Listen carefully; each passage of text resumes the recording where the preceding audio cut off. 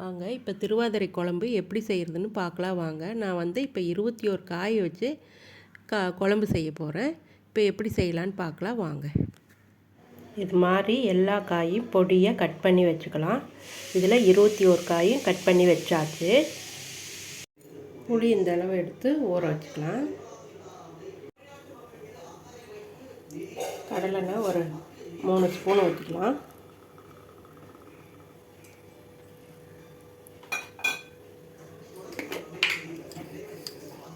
கடுகு ஒரு ஸ்பூன் போட்டுக்கலாம்.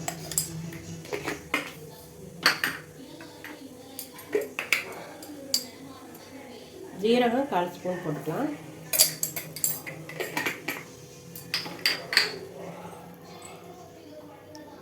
கடுகு பொரியட்டும்.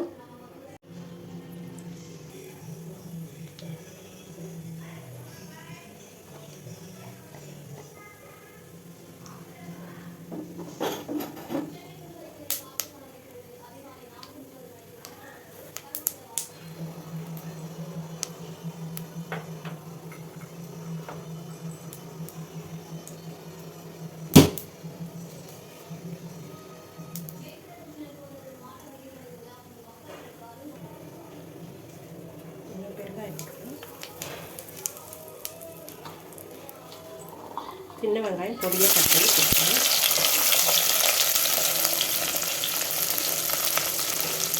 இதை நல்லா வதக்கிக்கலாம்.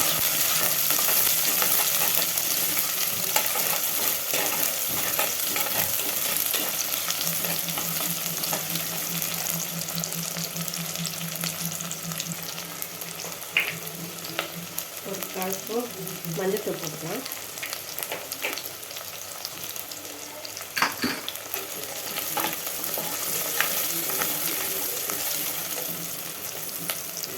இப்போ வெங்காயம் நல்லா வதங்கிருச்சு.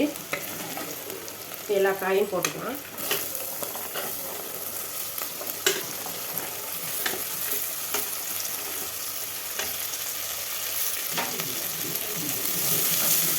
எல்லாத்தையும் நல்லா வதக்கி விட்டுக்கணும்.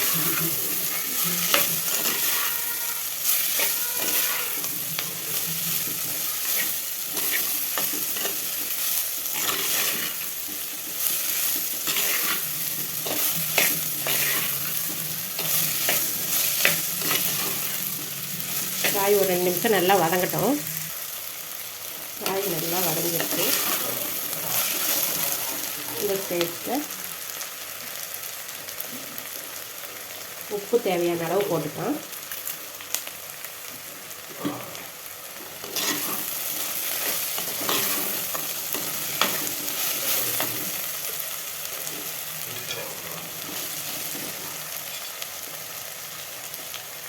ரெண்டு ஸ்பூன் குழம்பு மிளகாத்தூள் போட்டுக்கலாம்.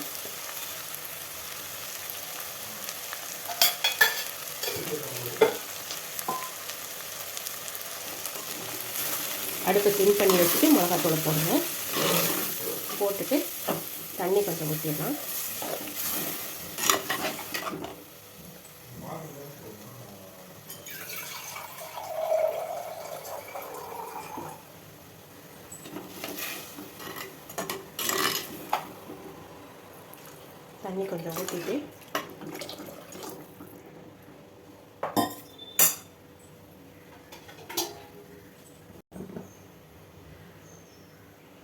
தண்ணி கொஞ்சம் ஊற்றிட்டு மூடி போட்டு மூடி வச்சுட்டு ஒரு 5 நிமிஷம் நல்லா காய் வேகட்டும்.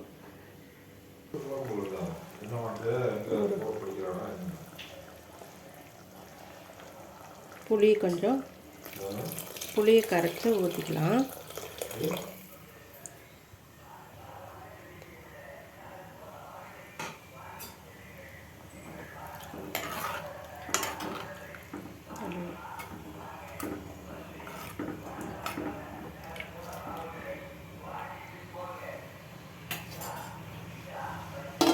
நல்லா மூடி வச்சிடலாம். நல்லா கொதிச்சு வேகட்டும். கொஞ்சம்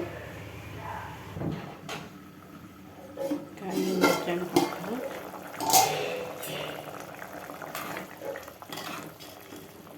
காயெல்லாம் நல்லா வெந்துருச்சு.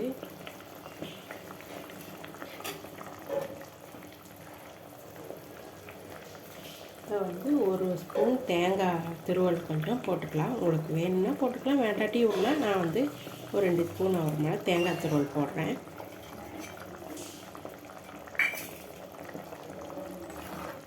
எல்லாம் கலந்து விட்டுட்டு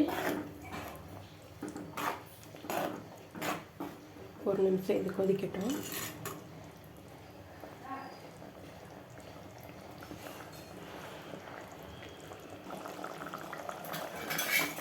இப்போ 21 காய் போட்டு குழம்பு ரெடி ஆகிடுச்சு.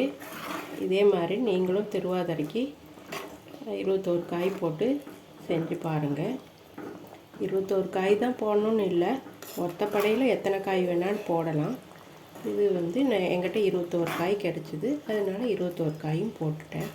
உங்களுக்கு ஒத்தப்படையில் எத்தனை காய் கிடைக்குதோ அது மாதிரியும் போடலாம்.